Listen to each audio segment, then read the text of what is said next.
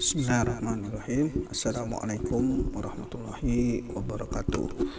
Baik, melanjutkan pertemuan sebelumnya, kita sedang sekarang ini membahas pengelolaan persediaan atau suku cadang, di mana Heiser dan Render berpendapat bahwa suku cadang atau persediaan itu adalah stok dari elemen-elemen atau item-item untuk memenuhi kebutuhan di masa yang akan datang, atau bahan barang yang disimpan yang akan digunakan untuk memenuhi tujuan tertentu, misalnya untuk proses produksi atau perakitan, dijual kembali, dan untuk suku cadang dari suatu peralatan atau mesin itu sendiri.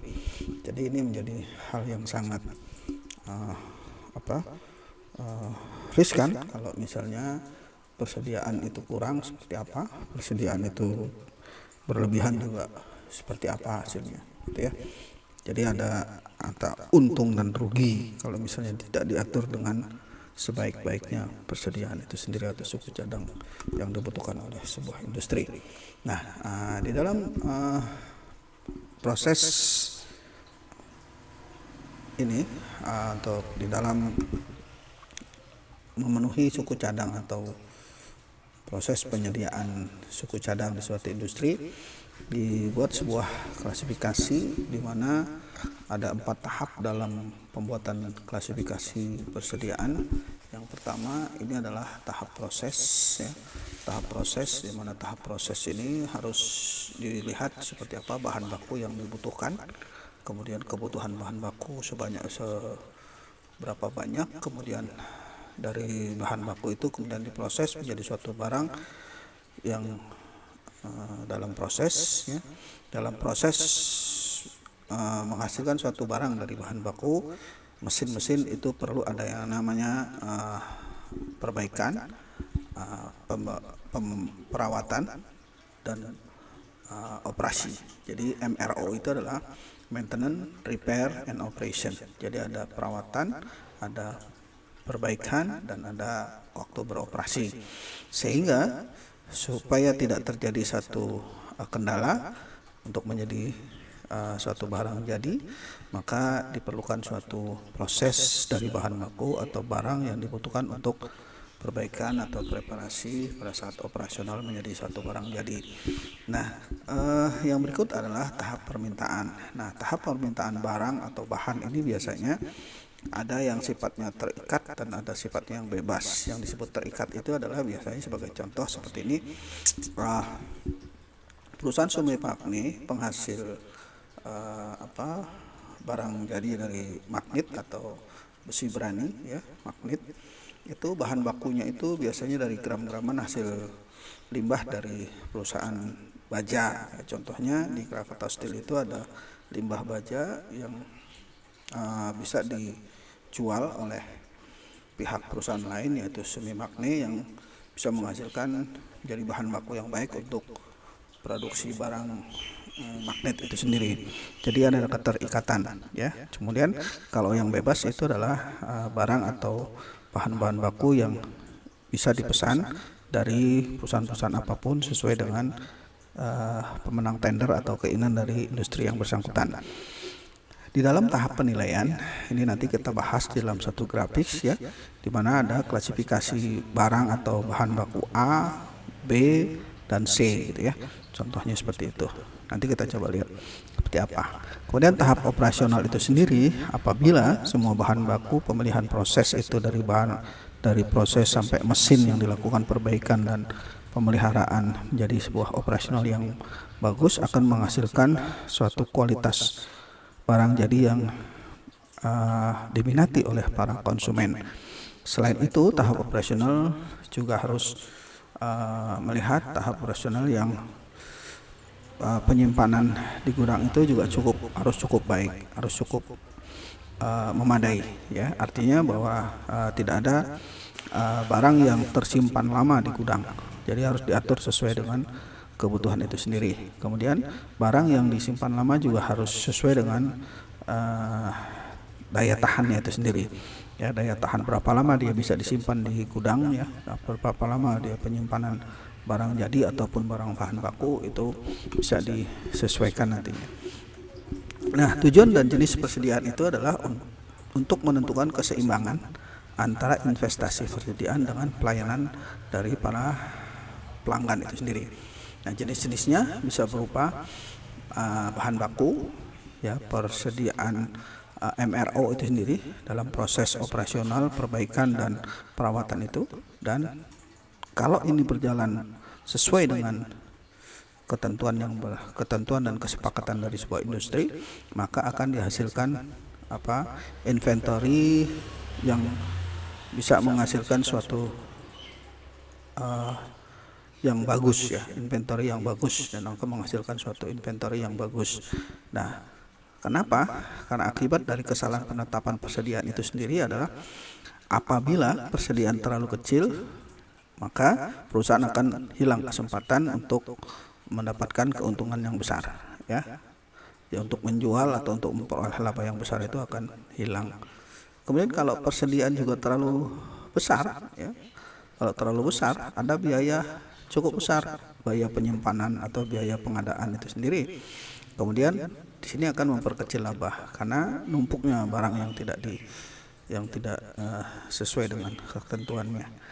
Ya, di sini juga bisa memperbesar resikonya itu. Kalau misalnya dia bisa masih tahan lama, kalau misalnya tidak tahan lama, ini akan membuat resiko penyimpanan menjadi lebih menumpuk atau rusak barang-barang yang disimpan itu sendiri. Nah, ini yang tadi saya katakan bahwa unsur pengelolaan persediaan itu analisis dari kelas-kelas A, B, dan C. Misalkan di barang kelas A itu butuhnya 50% dari persediaan total secara keseluruhan dari perusahaan itu sendiri, 70 sampai 80% dari penggunaan uang secara keseluruhan. Jadi aset secara keseluruhan itu untuk kelas A itu cuma 15% dari persediaan total barang persediaan penggunaan, dari 70% sampai 80%. Kemudian barang kelas B itu 30% dari barang persediaan, di mana nilai totalnya itu 15 sampai 25% dari jumlah total rupiah tahunannya. Nah, kelas C ditentukan 50% dari barang persediaan total, 55% dari volume jumlah rupiah tahunannya. Nah, akurasi itu akan memberikan sebuah catatan di mana memungkinkan perusahaan untuk fokus pada persediaan atau suku cadang yang dibutuhkan. Kemudian memberikan keyakinan bahwa segala sesuatu yang terjadi disesuaikan dengan persediaan atau kesiapan dari perusahaan melakukan penyimpanan suku cadang yang ada, gitu ya. Kemudian perusahaan juga dapat membuat suatu keputusan bagaimana memesan dan memberikan jadwal setelah pengirimannya. Ya, ini dengan ketentuan itu sendiri, maka akurasinya tercatat seperti itu. Nah, ini contoh kalau misalnya kelas A itu adalah misalnya jumlahnya unit rendah, tapi rupiahnya tinggi, ya, butuh biaya tinggi. Kemudian jumlah unitnya sedang, rupiahnya juga sedang. Kemudian ada jumlah unitnya tinggi tapi rupiahnya juga rendah. Dan ini menjadi suatu opsi atau pilihan dari suatu perusahaan yang menentukan kenapa kelas A ada kelas B dan kelas C. Sama saja kalau misalnya Anda pergi ke suatu bengkel, ada yang barang atau suku cadang yang memang diperlukan oleh klien itu setiap saat, ya. Misalnya kayak busi itu pasti rusak diganti, tapi kalau blok mesin itu kan jarang orang yang suka mengganti blok mesin. Nah, itu yang ditentukan, jumlah unitnya besar atau jumlah unitnya rendah atau sedang. Jadi itu yang ditentukan dari sekian jumlah unit-unit atau barang-barang yang dibutuhkan, persentasenya. Oke. Selanjutnya adalah unsur pengelolaan persediaan, di mana siklus membuat catatan persediaan itu harus akurat, ya, harus akurat. Dilakukan dengan cara catatan atau arsip, harus diverifikasi melalui pemeriksaan atau audit yang berkelanjutan. Kemudian perhitungan siklus menggunakan pengelompokan barang dengan analisis tadi ABC, ya. Persediaan itu adalah melakukan, tadi saya mengatakan bahwa ada opsi, ada pemilihan, kemudian juga ada pelatihan atau penyegaran, ya. Kemudian pendisiplinan pegawai yang baik. Kemudian mengendalikan yang ketat dari pengiriman yang datang, kemudian pengendalian yang efektif atas semua barang yang meninggalkan fasilitas. di industri atau perusahaan itu sendiri. Nah, biaya persediaan itu biaya penyimpanan atau holding carrying cost. Ya, ini berupa biaya-biaya yang berkaitan dengan penyimpanan atau penahanan carrying yang persediaan sepanjang waktu tertentu. Tadi kita sudah bahas juga sedikit, yang dimana biaya pemesanan atau order cost, biaya yang dikeluarkan sehubungan dengan kegiatan pemesanan atau barang sejak dari penetapan pemesanan sampai tersedianya barang di gudang. Jadi ini sudah ada kerjasama dari satu perusahaan dengan perusahaan yang lain. Nah, biaya penyetelan atau setup cost itu adalah biaya-biaya yang mempersiapkan mesin atau proses untuk produksi pemesanan. Jadi setup, pengaturan, biaya-biaya pengaturan, penyetelan, ya, disiapkan untuk mesin.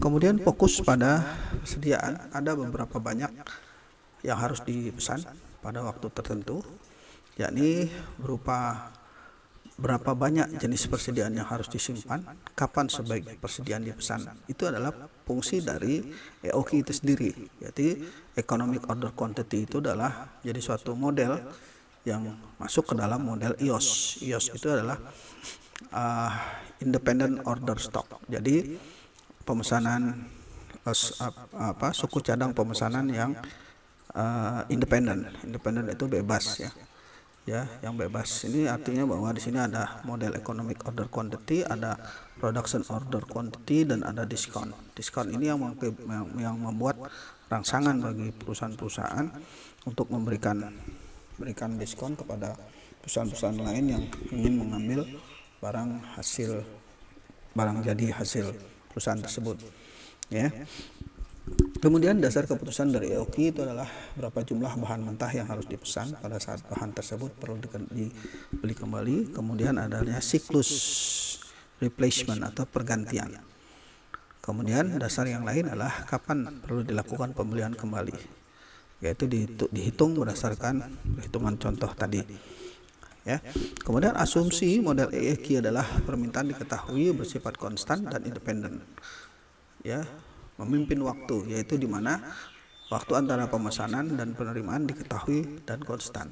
Jadi harus diketahui waktunya, kapan pemesanan dan kapan penerimaannya, itu benar-benar diperhitungkan, ya. Kemudian permintaan diterima dengan segera, tidak ada diskon kuantitas, biasanya seperti itu kalau untuk pemesanan.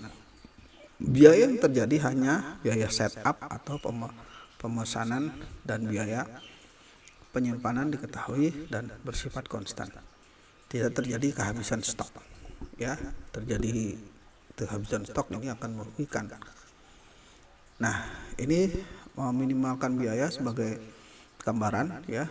Ada di sana ada biaya periodik dalam bentuk rupiah, kemudian ada jumlah atau quantity, di mana EOQ ini membuat peranan penting untuk membatasi berapa biaya order atau setup itu sendiri, kemudian biaya penyimpanan, ya, kemudian diperoleh puncak dari total biaya secara keseluruhan. Ini diatur oleh adanya EOQ, dihitung berdasarkan EOQ. Kalau EOQ-nya tepat untuk pengatur perhitungannya, maka biaya penyimpanan, biaya order itu bisa diatur demikian rupa sehingga diketahui biaya total secara keseluruhan dalam operasional industri yang berjalan selama 1 tahun. Oke, demikian yang bisa kita bahas untuk hari ini. Billahi taufiq wal hidayah. Wassalamualaikum warahmatullahi